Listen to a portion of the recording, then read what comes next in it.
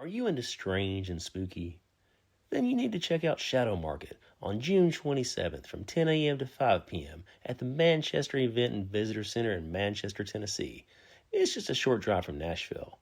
Shadow Market's a living tapestry of gothic goods, high fantasy, horror, dark art, oddities, and all things wonderfully weird.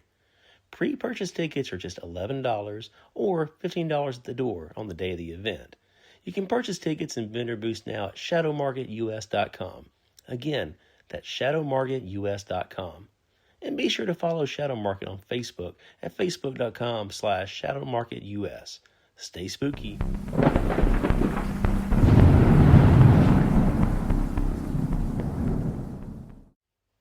Welcome back to Southern Ghost Stories. I'm the American historian, Alan Searcy. Tonight we're traveling to Cincinnati, Ohio, for one of the most shocking and brutal murder cases of the 19th century. A crime so horrifying that newspapers across the country covered it for months. A murder fueled by jealousy, grief, revenge, alcohol, and rage. A killing so savage that the victim's body was stuffed into an industrial furnace in an attempt to erase all evidence of the crime. It became known in Cincinnati as the Tanyard Horror. But this story isn't simply about murder. It's about forbidden love, a grieving father driven beyond reason, a young woman whose tragic death set events into motion, and a city already on edge after devastating fires and disasters.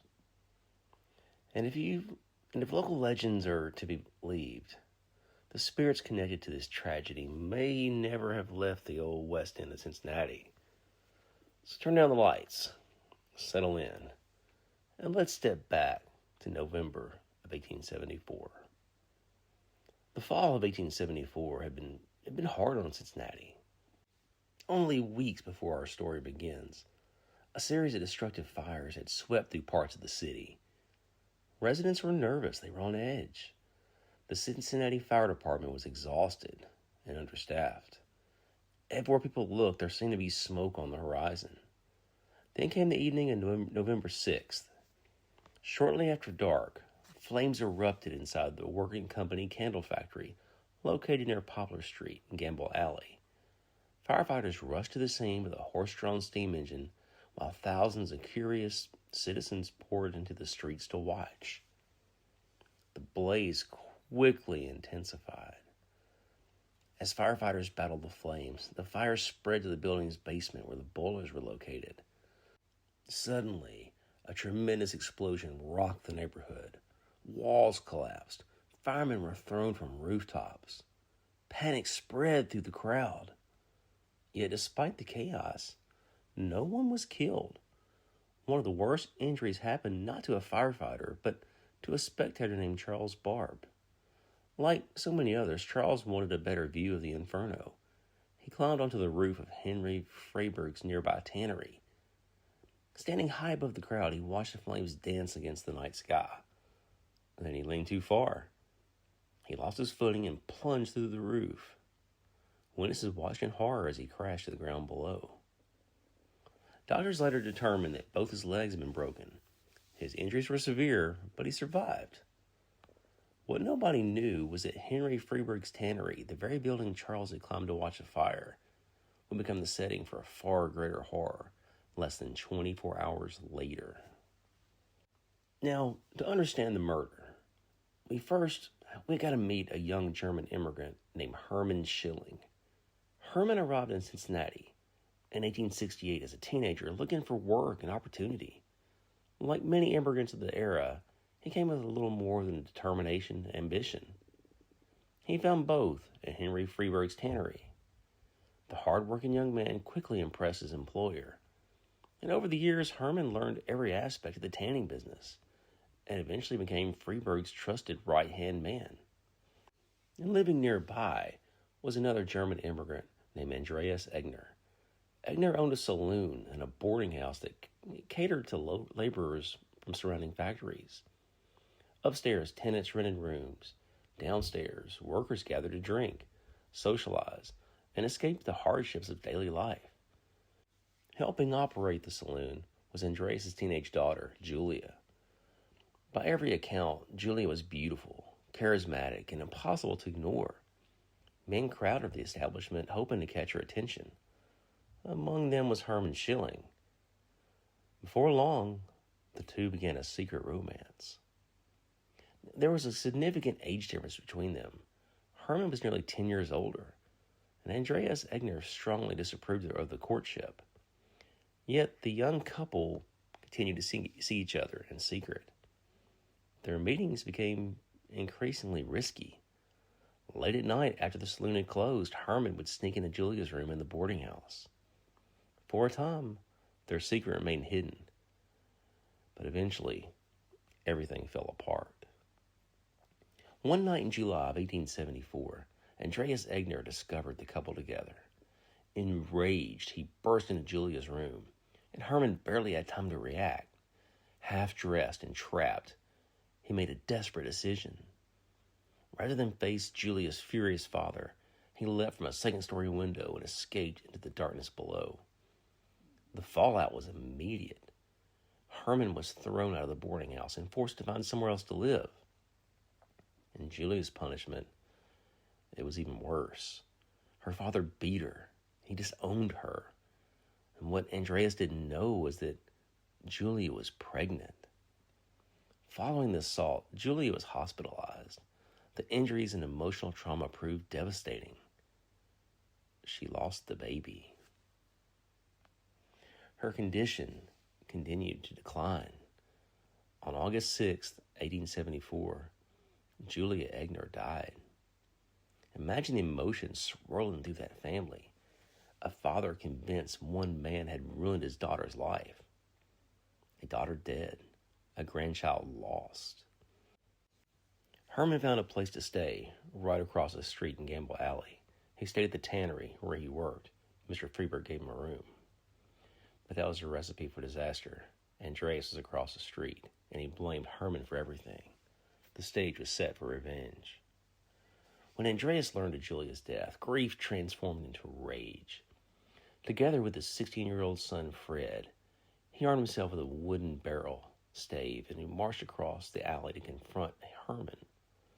And the attack was savage. The two men cornered Herman inside the tannery yard and beat him mercilessly. Only the intervention of workers prevented them from killing him. Afterward, Andreas and Fred were fined and ordered to stay away from Herman. But the hatred remained. Months passed, and then fate introduced another player into the story. His name was George Roofer. George Roofer worked at the tannery with Herman.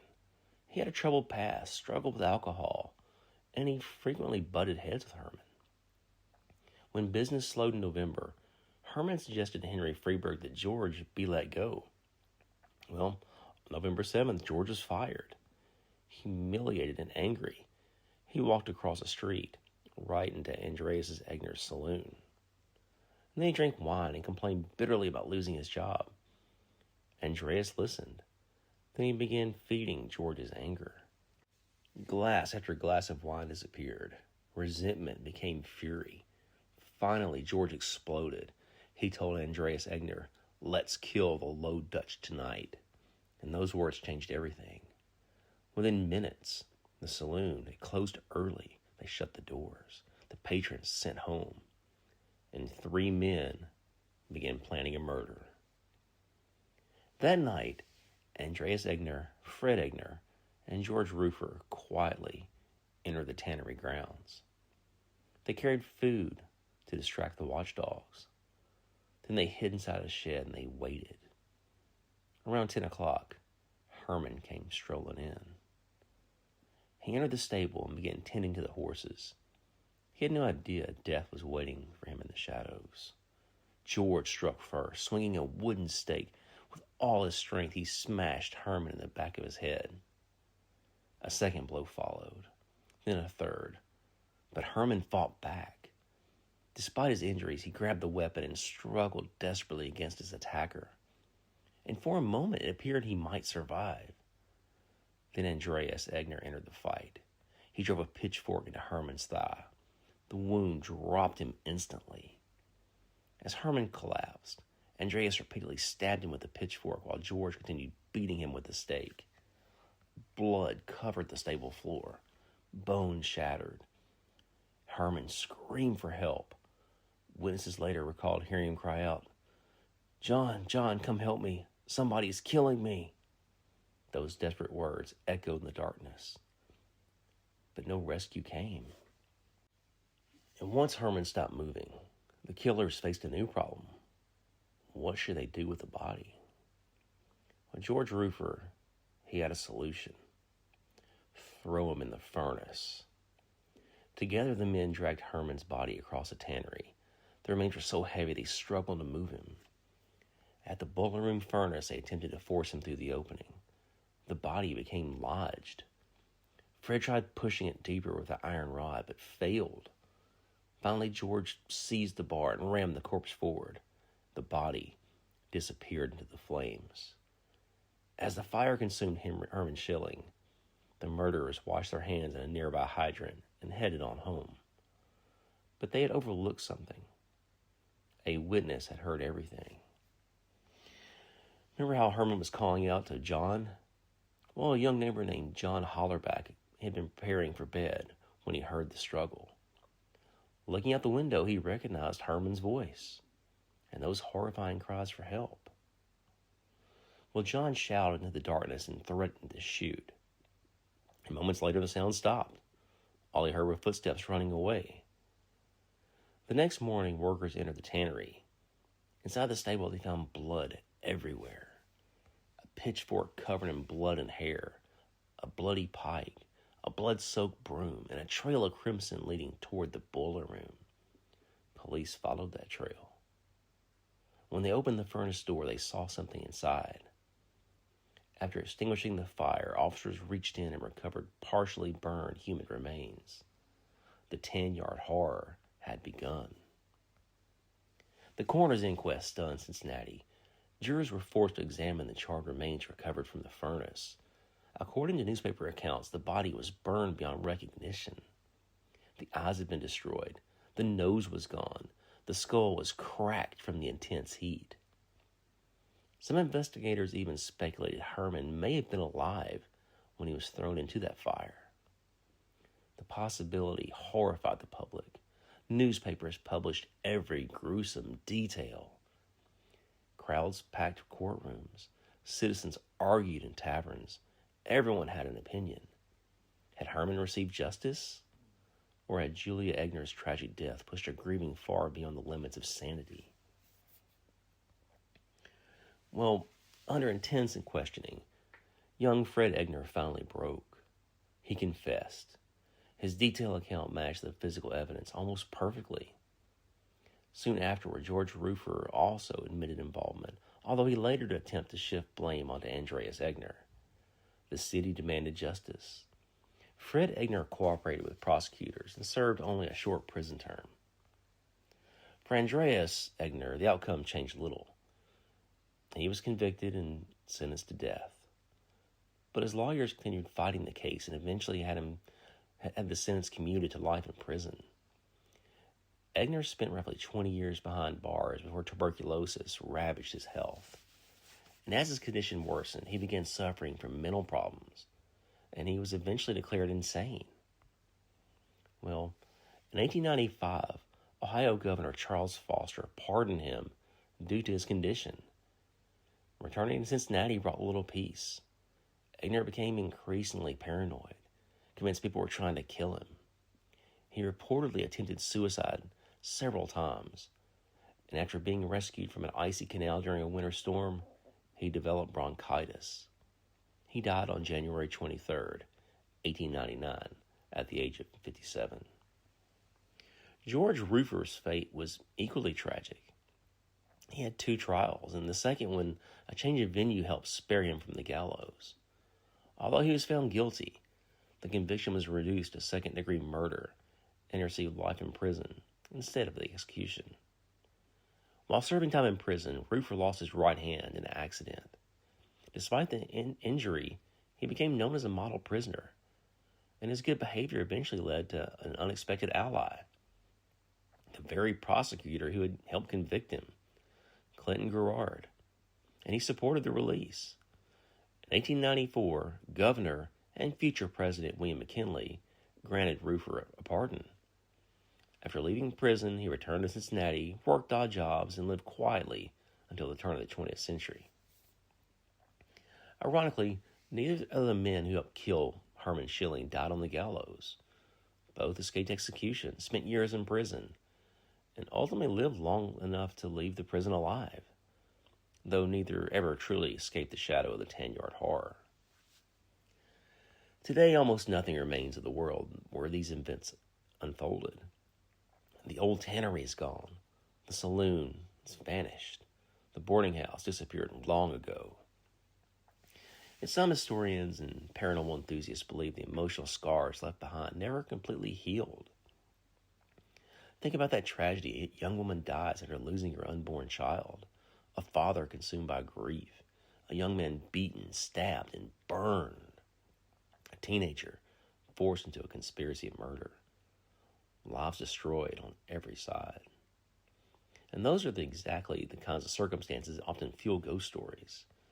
As horrifying as the murder of Herman Schilling was, the story it didn't have convictions, prison sentences, or death certificates. According to Cincinnati folklore, the tragedy left something else behind, something that refused to stay buried. Over the years, chilling ghost stories became forever linked to what newspapers had called the Tanyard Horror. The first involved the widow of one of Herman's killers. Though Frederica Roofer, George's wife, was briefly committed to an asylum following the murder and the subsequent collapse of her family, she eventually returned to society and lived for many years. Yet those who knew her claimed she was never truly free from the events of that terrible night. In 1897, more than 20 years after Herman Schilling's murder, Frederica found herself in trouble with the law once again. A night watchman discovered her inside a boarding house on Plum Street, attempting to start a fire. According to reports, she had soaked papers in lamp oil and was trying to ignite them in the hallway. Had she succeeded, the entire building could have gone up in flames. When authorities questioned her about her actions, Frederica's explanation left them stunned. She claimed she was being haunted, not by guilt, not by memories, but by the man her husband had killed, Herman Schilling himself. According to Frederica, the murdered tannery watchman followed her wherever she went. She told investigators that his ghost would not leave her alone. The apparition tormented her day and night until she had become convinced there's only one way to escape him. She had to burn the building down. Whether Frederica truly believed she was being stalked by Herman's spirit, or whether decades of trauma and mental illness had finally consumed her, it's impossible to know. But her terrifying confession became part of Cincinnati legend. And it wasn't the only ghost story connected to Herman Schilling. Not long after his murder, rumors began spreading throughout the West End. People whispered that something could be seen wandering through the tannery grounds after dark. At first, residents dismissed the stories as just morbid gossip, but the reports continued. Witnesses claimed a scorched black skeleton wandered the shadows of the Tanyard where Herman had been beaten, stabbed, and burned. The descriptions were almost remarkably, they were similar. A blackened figure, charred bones, a skeletal form moving silently through the darkness. The phantom was said to appear most often near the boiler room where Herman's remains had been shoved into the fire. As news of the murder trial dominated headlines, curiosity seekers they flocked to Gamble Alley, hoping to catch a glimpse of the apparition for themselves. Some would even stop at the Egner Saloon for a drink to gather their courage. Then they would make their way toward the tannery fence. Some lost their nerve before they ever arrived. Others approached the fence but refused to look over it. But those who claimed to have seen the figure described a sight that haunted them for the rest of their lives. Standing beyond the fence in the darkness was a twisted, blackened shape, a walking skeleton. The burned remains of Herman Schilling searching endlessly through the place where he had met his horrific end. One of the strangest stories involved a cattleman visiting Cincinnati from Kansas City. The man reportedly laughed when locals warned him about the phantom. He announced loudly and proudly that there was no such thing as ghosts and vowed to prove everybody in the tavern wrong. After finishing several beers at Egner's saloon, he marched confidently down Gamble Alley toward the tannery. Witnesses watched as he climbed the fence. And then something happened. The moment he reached the top, the cattleman's confidence vanished. He screamed, not a startled yell, not a drunken laugh, a scream of pure terror. The man leapt from the fence and ran back up the alley as though something was chasing him. No one could get him to explain what he had seen. According to locals, he disappeared from the area shortly afterwards. The next day, his friends reportedly contacted the police to find him. And officers found the entire ghost story amusing. Though one police joked that perhaps he should visit the tannery himself to interrogate the ghost. And whether Herman Schilling truly walks the grounds of the old tannery, it's impossible to know. The buildings are gone. The alley's changed. The people involved have long since passed. Yet stories have a way of surviving when bricks and mortar do not. And perhaps that's fitting. After all, Herman Schilling's final moments were filled with betrayal, violence, and unimaginable suffering. If any soul had a right to linger, man, it would be his.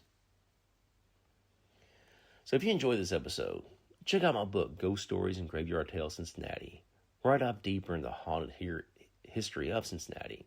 There's so many great stories, from the Harrison Horror to the Lady in Green at the Netherlands Plaza. The book's available on Kindle too, and if you have Kindle Unlimited, you can read the book for free. It's a pretty sweet deal. And speaking of books, make sure you head over to Amazon and grab my latest one, Pistols at Red River, the Andrew Jackson Doolan story. I was on the news here in Nashville when it came out. It's done really well. I'm really proud of it. So check it out. It's a fun story about Andrew Jackson before he became president. Also shoots a guy.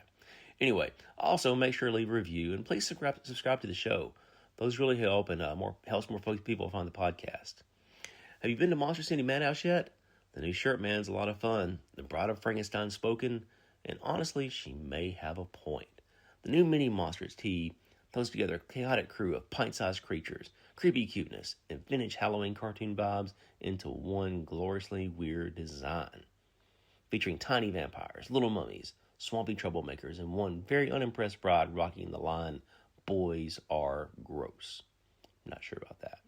You can use promo code SAVE10 to get 10% off your order. That's right, 10% off with code SAVE10, MonsterCityMadhouse.com. Also, be sure to follow Southern Ghost Stories on Facebook and Instagram.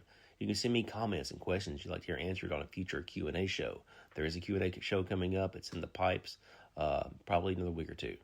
And don't forget the big Shadow Market coming June 27th at the Manchester Event and Visitor Center in Manchester, Tennessee, just outside of Nashville. Shadow Market's a living tapestry of gothic goods, high fantasy, horror, dark art, oddities, and all things wonderfully weird. Right now, tickets are only $11, but they'll be $15 at the door, so make sure you get them early. You can purchase tickets at shadowmarketus.com.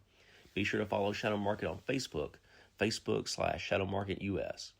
Thank you for listening to Southern Ghost Stories. I'm Alan Searcy, the American Historian, and I will see you guys next time.